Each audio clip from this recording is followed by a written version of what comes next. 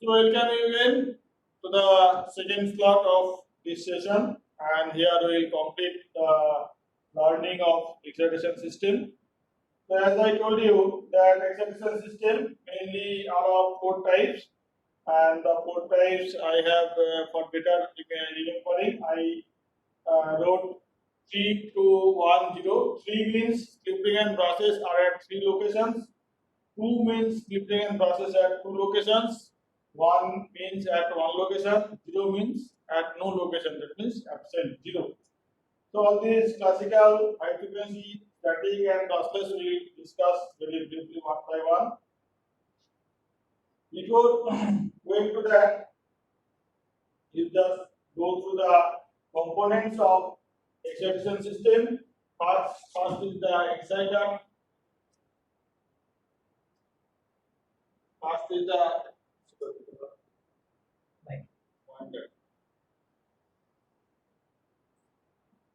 first is the exciter,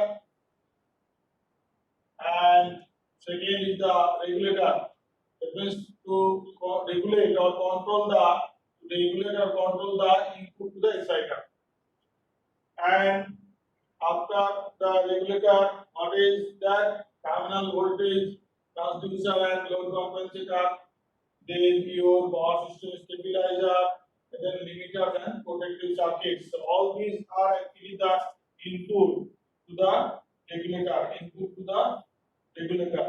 So with all the inputs, the regulator is generating a controlled signal to control the output from the exciter. All these components in the static excitation system we will discuss broadly in this slide. Just you go through what are the components of the excitation system. The limiters and protective circuits. Limiters, you know that rotor current limiter, stator current limiter, rotor angle limiters, all are there. So when the generator is operating, the different states are being recorded by the limiters, and accordingly, limiters are also creating signal at what point the generator should operate. What point means in the P delta diagram, power angle diagram. So exactly at what point the generator should operate, that is determined by this limiters and protective circuits. Then terminal voltage continuously being measured by CTPT, and finally one power system stabilizer is there. This is also continuously monitoring the generator output, continuously being monitored, and then it is also giving one input signal to the regulator, and finally reference, that means our desired value of current, voltage, power, all are there. So whatever the inputs are there to the regulator, with the inputs means mainly the measured values. So it is comparing the measured values with the reference or preset value, and accordingly it will generate a control signal here to control the power produced by the exciter. So classical DC excitation system. In this classical excitation system, I should draw some figure.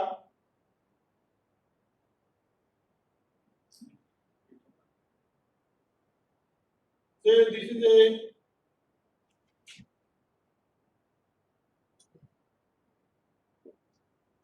this is one generator,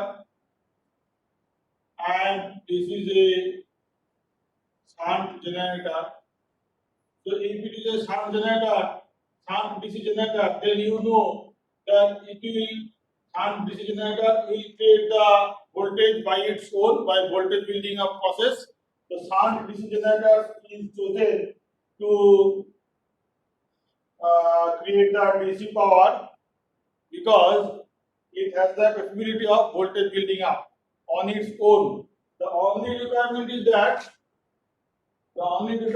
that the field structure should have some residual magnetism. If the field structure is having residual magnetism, then if it is rotated by turbine, then slowly it will generate the required power. Say it is the some residual magnetism is there.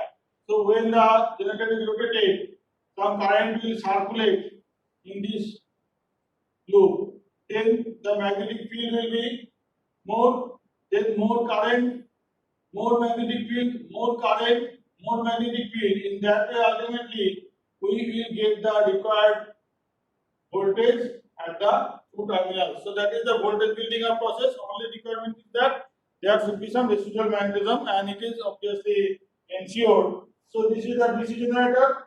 So its output is given to one DC generator, but that is a separately excited generator. So this is the field and armature. So what is done? Its output is given to this field. The output is given to this field. So this plus minus. So what is happening? This will create a voltage plus minus. Okay, so this is DC separately excited generator. That is your, this is known as your pilot exciter. Pilot exciter. And this is a separately excited generator, which is known as main exciter.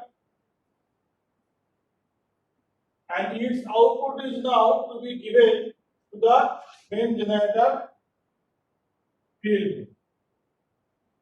Here this is the main generator field, and that field is rotating. Rotating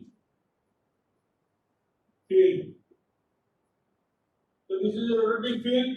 So this will have one slip ring plus slip ring plus plus. So what will happen? The slip ring brass will get its power from the output of the DC generator.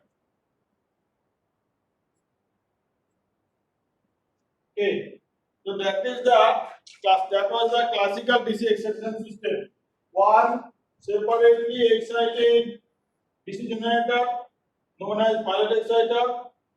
Then the output of the pilot exciter was given to a separately excited DC generator known as main exciter, and its output is given to the main generator field.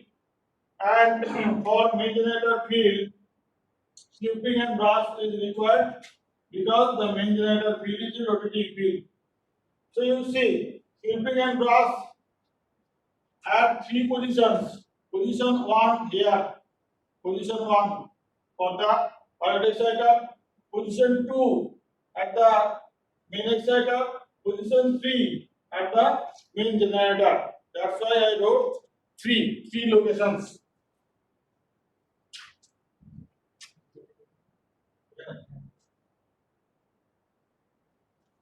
You see here, you see, this is the separately excited, this is the shunt excited DC generator as I have drawn just now, and this is the separately excited generator just now I have drawn. So output of the output of the shunt generator, you see, is given to the main exciter field. That means the separately excited DC generator field. Now its output is given to the field by splitting loss just I have done. So here at location 1, location 2, location 3, at 3 locations splitting and losses are there, and this is the field, and these 3 are the armature. So R, Y, B, that is the final output. So that was the classical DC excitation system. If you have understood this scheme, then on next 3 schemes very easily you can understand. Here you see the same thing in a different arrangement. Shunt generator cross arrangement, shunt generator field. So parallel is connected, and you see from the same point the field structure armature, you see the field structure and armature are parallelly connected, and from the same point you are getting the output. So field structure and armature are at the same point, and from the same point you are getting the output and giving the power to the separately excited generator field, and the separately excited generator field it will excite, and then from the separately excited generator we are getting the output, and this is the main generator field. So we are giving the output to the main generator field by sprinkling and brush. Then this is the main generator field, and here in this side turbine is there. So turbine, main generator field. These two are the armature or stator. Then from there RYB, that is this RYB that is coming out. That was the scheme. Now what were the difficulties of this scheme? You know that DC generators are running at a speed of 1440 rpm. In most of the cases 1440 rpm. So if it is a cylindrical rotor structure, then steam turbine or gas turbine, so it will rotate at 3000 rpm. So 3000 rpm to 1440 rpm. For that, one gearbox was required. If it is a hybrid generator, then again gearbox was required, because in case of hybrid generator, the speed is 200 rpm, 300 rpm, like that only, and 200, 300, 400 rpm to 1440 rpm. So one gearbox was required. Now this maintenance of the gearbox was a headache, and exact speed was not achieved. So that was a point number one of difficulty. Second difficulty was that the slipping and brushes were at three locations. So more number of slipping and brushes means more losses and less reliability, because after some certain time you have to replace the brushes. So when you will be replacing the brushes, the total machine will be under shutdown condition. So you will not be able to generate any power during that time. That was the second difficulty. And the third difficulty was that it is a VT, that means voltage transformer, or PT, potential transformer. Means with the help of CT is not shown here. With the help of CT and PT, the generated power and current, voltage, all these were measured, and the measured values of current and voltages at the input to the AVR, that means automatic voltage regulator, and it is the reference value. The comparing with the reference value or our desired value or specified value or specification or rating with the measured values, one controlling signal was being generated by the AVR, automatic voltage regulator. Then the control signal was rotating the motor. Depending on the control signal, the motor might have been rotating in this circular anti-clockwise direction or clockwise direction. Depending on the signal here, it will rotate in this direction or in this direction. Accordingly, the rheostat here was being moved, and accordingly the current was being controlled, accordingly the voltage was being controlled, accordingly the current or voltage here were controlled, and the desired value of voltage and power will be achieved. That means still it is not achieved here, it will be controlling, it will be controlling, it will be controlling. So that was the control methodology. What you can understand that by motor movement and rheostat movement, the exact control was very difficult to achieve. So it was the classical DC excitation system. Then comes the high frequency. If you can understand the classical high frequency, very easily you can understand, and if you can understand the high frequency, then you will very easily understand the brushless type, because brushless excitation system is modified form of high frequency excitation system. Here in the high frequency excitation system, you see all the generators are of same type. That means pilot exciter is AC generator, main exciter is AC generator, and main generator is already AC generator, and all the generators are of same type. That means here no kind of DC generators are there as pilot or main exciter. In pilot exciter here, the field is permanent magnet type, The permanent magnetic field is there, it is rotating, so power is generated in the armature, three-phase power is generated, that three-phase AC was being converted to DC by thyristor block in the ABR cubicle. So AC to DC by thyristor. Then main exciter, here you see main exciter. In the main exciter, the field is rotating, armature is stationary. So to give the DC into the rotating field, again slip ring brass. So that slip ring brass was there to connect the DC to the field structure. Then AC was generated with the AC power. The main generator field requires DC, so that AC it is to be converted into DC. So for that, diode block, diode bridge is there, and with the help of the diode bridge, that AC is converted into DC, and the main generator field is rotating, so that DC to connect with this, one slip-ring brass is required, and when it is excited, RYB, the power is generated.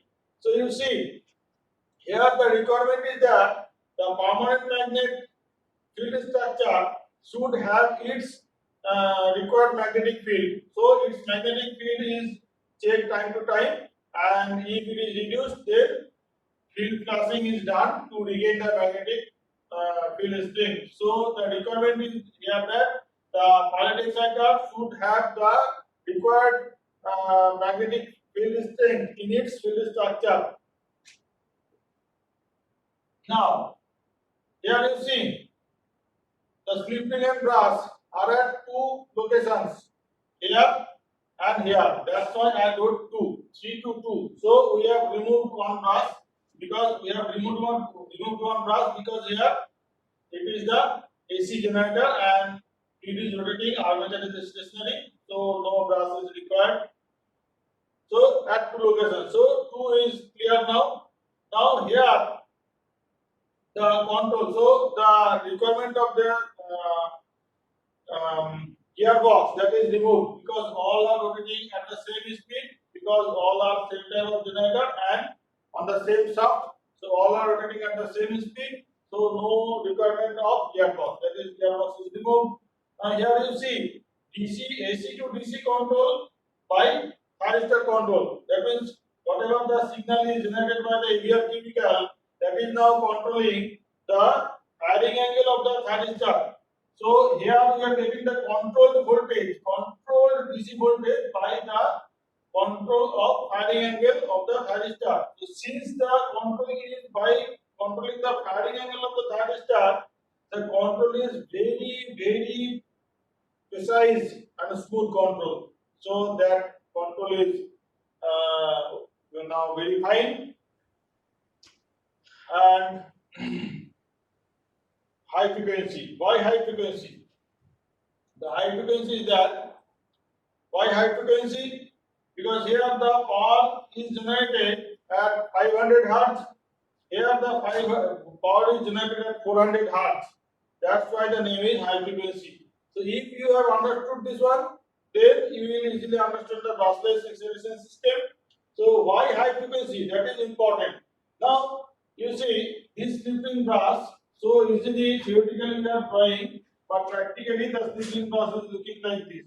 This is one set of slip-ring and brass negative point. This is another slip-ring and brass positive end, and you can see so many brasses are there over the slip-ring because say armature slip-ring and field, it is carrying 4000, 4500 or 5000 ampere of current like that. So if we are placing 200 or 250 number of brasses along the periphery, each brass will carry 20 ampere, 25 ampere like that. So it will be safe. You cannot at all place only one brass as shown in the theoretical diagram. The theoretical diagram it is just for understanding. Practically it is like that. So you can see the slip-ring brass arrangement. Now, why high frequency? You know that it is the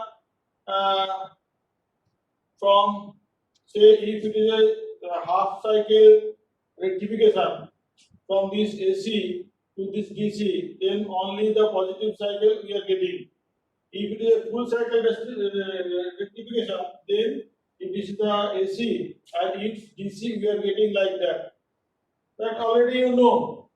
And if it is a three phase, then you are getting that output like this RYB, RYB, RYB like that.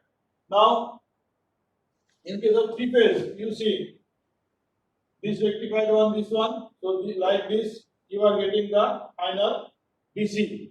Now, if it is a high frequency, you can understand that the ripple here, whatever the ripple is there, that ripple can be removed if it is a high frequency. So that's why we are keeping high frequency, and the name is also high frequency. And how to create high frequency in this structure? How we are creating the high frequency here and here? We are creating the high frequency at these two locations because you know that 120 by B, that is the basic equation. So here speed is fixed. So if it is a fixed, this is also a constant term. So you can see F by P equal to constant. So F proportional to P. So by controlling the number of poles, you can control the frequency. That means if you are keeping the more number of poles here, if more number of poles here the frequency will be more. If more number of poles here, frequency will be more. And frequency we have to keep more so that we are getting the smooth DC when we are rectifying from this three phase to this DC. I think it is clear. I am telling very fast because time is short. Because we have another live session for another program, so that's why by 2:30 anyhow I have to complete. This is the static excitation system. The name static means there is no rotating pilot exciter or main exciter. That's why the name is static. Here, what is the scheme? This is the main generator field. Initially, we are giving the input from a battery bank. Initially, from this DP-DT switch, DP-DT means double pole, double throw. So, from the DC battery bank, by the DP-DT switch, we are giving the power to the main generator field. And obviously, sweeping and brass are required. So initially, from separate battery bank, we are giving power to the field structure, and accordingly, some power will be generated in the armature RYB. All these RYB in a single line diagram is shown by this line RYB togetherly. Now, this RYB, what is done? One tapping is done. Tapping of the generated power. That means some amount of generated power is used by this tapping or connection. From here, we are getting some power from the main generated power to the transformer. It is reducing the why transformer is required, because here the power is generated at 11 kV, 50.75 kV, 23.5 kV. So that power is to be reduced to a value around 500 volt only. Then that low place three phase voltage. If you see three phase low voltage, so that is now given as the input to the thyristor bridge. It is a three phase line actually. So that three phase AC is converted into DC by the thyristor bridge. And here again, the AC-DC conversion is by controlling the firing angle of the thyristor. So the smooth DC, whatever exactly required, we can achieve by the firing angle control. Then when this DC is available here, what is done? In this way, when the voltage here is around 75 or 80%, 75 to 80% of the generated voltage or rated voltage, that time this DP-DT switch is operated. Double pole, double throw. That means initially it was connected to battery bank. As soon as voltage here is around 75 or 80% of the rated value, the DP-DT switch is operated, connecting the battery bank and disconnecting the battery bank and connecting the thyristor bridge to the field structure. So now the field is getting the power from the thyristor bridge. Here it is the static excitation scheme. And here again CTPT, that means measuring the generated current and generated voltage. The input is given to the regulator. With the regulator is controlling the generated value with the specified value and creating one signal. That signal is controlling the firing angle of the thyristor bridge, and then we are getting the DC. So that is the static excitation system. No kind of rotating exciter, therefore the name is static. And here you see, just for connection to the rotating field, one slip ring brush is required. Nowhere else any slip ring brush. That means slip ring and brush are at one location only. Therefore I wrote 3, then 2, then 1. So 3 to 1 we have achieved, and 0 now we will achieve.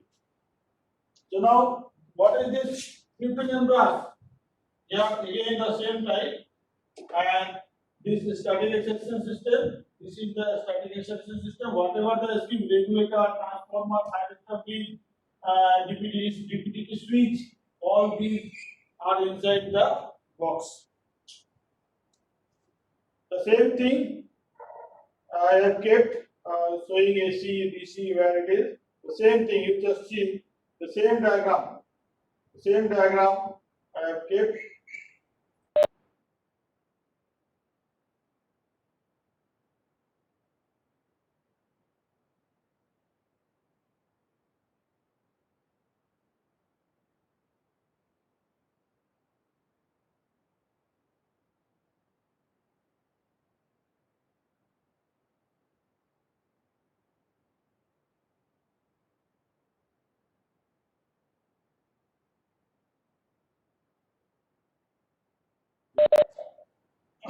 So we will now discuss about the we will now discuss about the brushless one.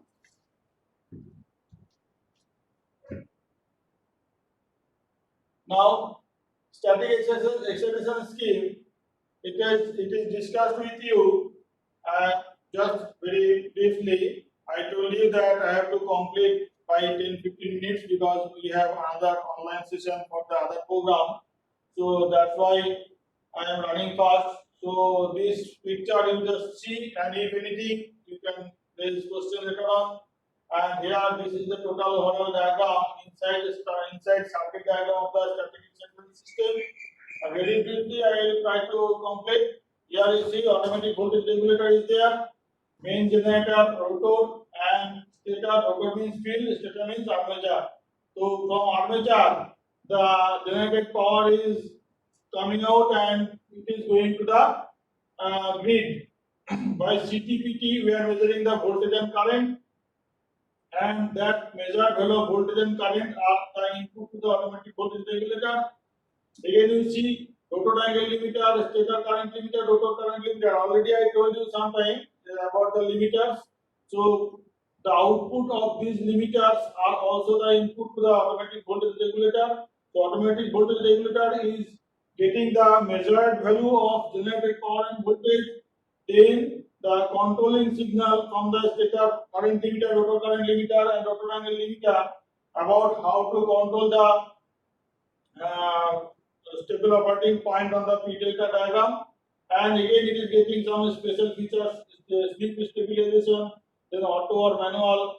That means slip stabilization means power system stabilizer. As I told you, there is another input which is a separate input to the automatic voltage regulator AVR, which will control, which will help the AVR to choose the exact operating point on the P delta diagram, and accordingly one signal will be generated, and this signal by pulse amplifier it is going to the final stage of pulse amplifier, then gate circuit, and then your thyristor firing angle control. Then this thyristor firing angle control, then the thyristor input is the AC. Now it is DC. Now you see DC is given to the main generator field. Before this, you see there is a battery bank, and from the battery bank, field discharge resistor is there, and battery bank or some DC source is there. by DPDT switch that was initially connected. Now it will be disconnecting this one and connecting the thermistor as I told you. And here the control signal it is going to the thermistor and the same is going to the pulse supervision. That means how the pulse is generated, how it will be controlled, and how amplified. For that one, another separate unit is there for the online monitoring. So that will control the signal here. Then again you see the main power is available here and it is going to the transformer as was seen here. You see, just remember this transformer. Main power generated it is going to the transformer.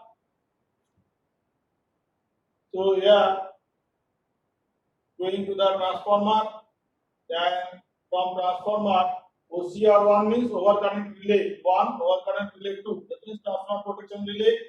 Then it is giving the AC. It is the AC high voltage. After the transformer AC low voltage and then AC to DC by the thermistor. So this is the inside circuit arrangement of the static excitation system. You again can go through later on. Very briefly I told you, but whatever the required by you that is explained, you can later on go through. And if anything, you can ask me through WhatsApp or email without any hesitation. I immediately I am telling. So here you can see the static excitation. I told you earlier also inside these boxes, inside this box, total excitation arrangement is here except the battery bank. Battery bank is somewhere else separately. Some information about the static excitation system. You can later on go through just for information. Then brushless. Before going to brushless, again let us move to the high frequency excitation scheme because brushless is nothing but modified form of high frequency excitation scheme. Here you see we have brushless excitation scheme means our aim is to remove the brushes. And here in the high frequency scheme, it is very useful, very effective also because high frequency is generated, then DC is converted, so smooth DC is obtained, and firing angle control. All these are there. So it is a very good scheme. Now here, if we can remove the brushes, then it will be a very reliable one, and it will be a brushless excitation system. How? Here you see. This brass is required because the field structure is rotating and we have to keep this DC into the field. Now field is rotating, that's why this brass is required. Now here, if we just alter the position of the field structure and armature, that means making the armature rotating and keep the field stationary. If we can make this, then what will happen? The slip ring brass can be removed because here slip ring brass is required because of rotating field. Now the rotating field, instead of making it rotating, if we can make it stationary and armature rotating, because it is a small size generator, so we can make the armature rotating. So if we can make the armature rotating and field structure stationary, then directly without the requirement of the slip ring and brass here, we can directly connect to the stationary field structure. So in this way, this slip ring we can remove. Clear? Secondly, to remove this slip ring, what we can do here, if we make the field rotating, field stationary armature rotating, then you see armature rotating and it will generate three phase. So these three phase lines will be now rotating, and here the main field is rotating at the same speed. So AC to DC conversion is required also. So what we can do is, you see here only the diode bridge is there for rectification, no control because already we are controlling here. So this diode bridge, if we can keep on a wheel and keep the wheel here, then what will happen? Armature is rotating at the 3000 rpm, the wheel will also rotate at 3000 rpm, the field is rotating at 3000 rpm. So armature, wheel and field all will be rotating at the same speed. So all will be stationary to each other because all are rotating at the same speed on the same shaft. So directly when rotating armature to wheel, then from wheel to field, directly we can connect without the slip ring and brush here. So in this way, this slip ring can also be removed. So by slight modification on the high frequency excitation scheme, we can make the brushless excitation scheme. Here you see.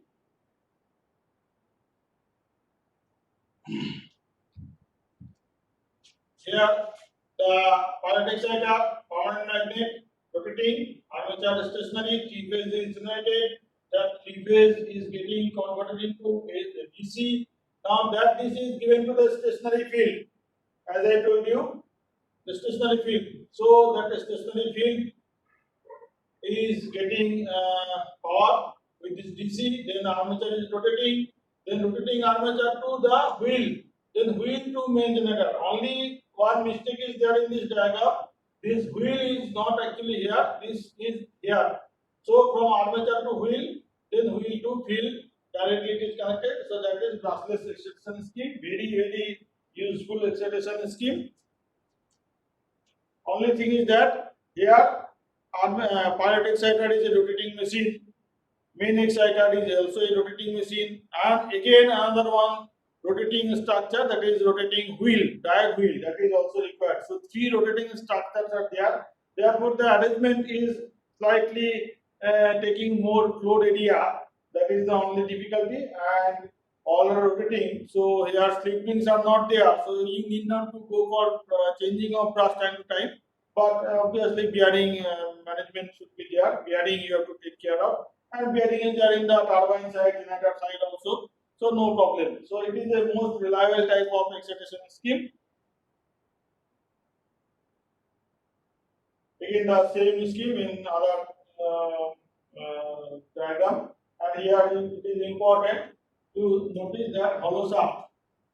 Obviously, hollow shaft is required because you see for connection from the rotating armature to the wheel, then wheel to generator. Actually, this wheel is here. You remember, this wheel is here.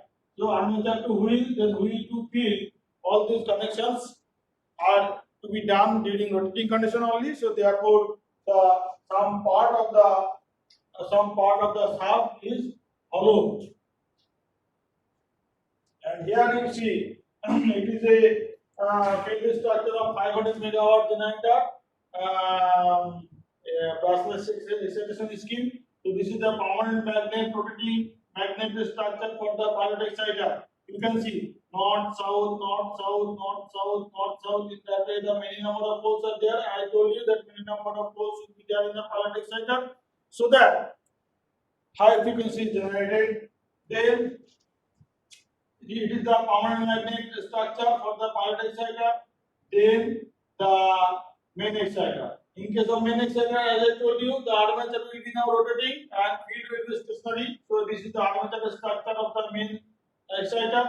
Then after the armature structure, there will be rotating wheel or rotating diode. So these are the diode and this is the rotating wheel or rotating diode, you can say. So pilot exciter, rotor, that is field, main exciter rotor, that is the armature, then the rotating wheel is the carrying the diode only, and then the main shaft, here the main field structure is here. So should be, and some portion of the shaft is hollow, to that hollow shaft the connection is made. I think you have understood the scheme about the brushless one. So classical excitation scheme, static excitation scheme, the high frequency and brushless. So three actually classical, then high frequency, then static, then brushless. All these three, two to one, one to zero. Now you have understood.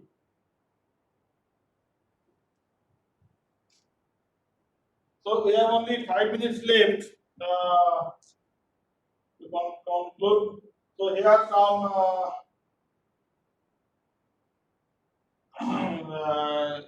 informations are there for you. Same diagram. Then functions of AVR. AVR, automatic voltage regulator. The main functions are out of the many functions. Its main function is to maintain the constant generator terminal voltage by maintaining the required field structure current, then meeting the required power requirement of the excitation scheme, then improve dynamic and transient stability. This is important. It is having also the input from the rotor angle limiter, rotor current limiter, stator current limiter, and power system stabilizer. So from all these units, it is having also the input. So whatever the faulty condition or transient condition, whether it is a dynamic transient or it is a normal transient condition, so the generator has to perform well. That means it should not be tripped. So all these are taken care of by the AVR by the help of the stator current limiter, rotor current limiter, rotor angle limiter, and power system stabilizer. Then regulate ember. I told you that by controlling the magnetic field, and magnetic field is nothing but the reactive power. Okay, so controlling the magnetic field is nothing but the controlling the reactive power of the rotor structure. So reactive power is controlled, and you should remember that grid voltage management, voltage control. All these terms you have heard. Voltage control of the grid or grid management. What is that? The grid management is nothing but controlling the grid, voltage and frequency. Voltage is actually controlled by the reactive power, frequency by active power. So, by rather than the frequency is taken care of obviously, but voltage fluctuation is much more with the fluctuation of load. So, voltage fluctuation should be taken care of, and that is taken care of by the reactive power, and that reactive power control is done by the uh, excitation scheme, because magnetic field actually controls the reactive power. Then components of AVR, I will just suggest you to go through all these, and this structure you just see one by one, step by step the circuits are shown here. Then this one, CTs are there, PTs are there. Then here initially the CTs, then comes the PTs, then the register rectifier, then all the units are one by one coming. You can understand. No, these are not so difficult. You can go through. If anything, you can ask me later on. I am repeatedly telling you. Then limit controller.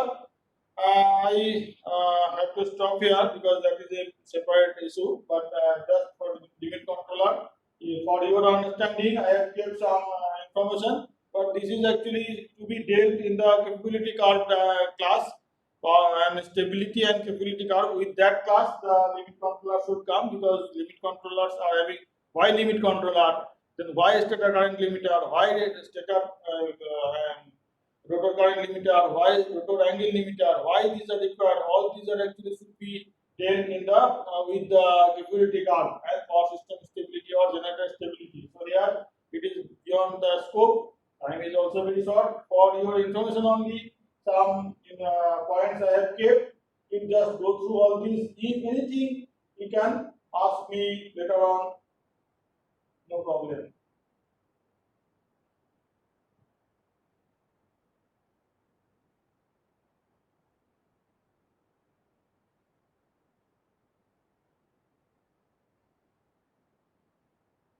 So what are the later recent developments and future trends? You can have one idea here.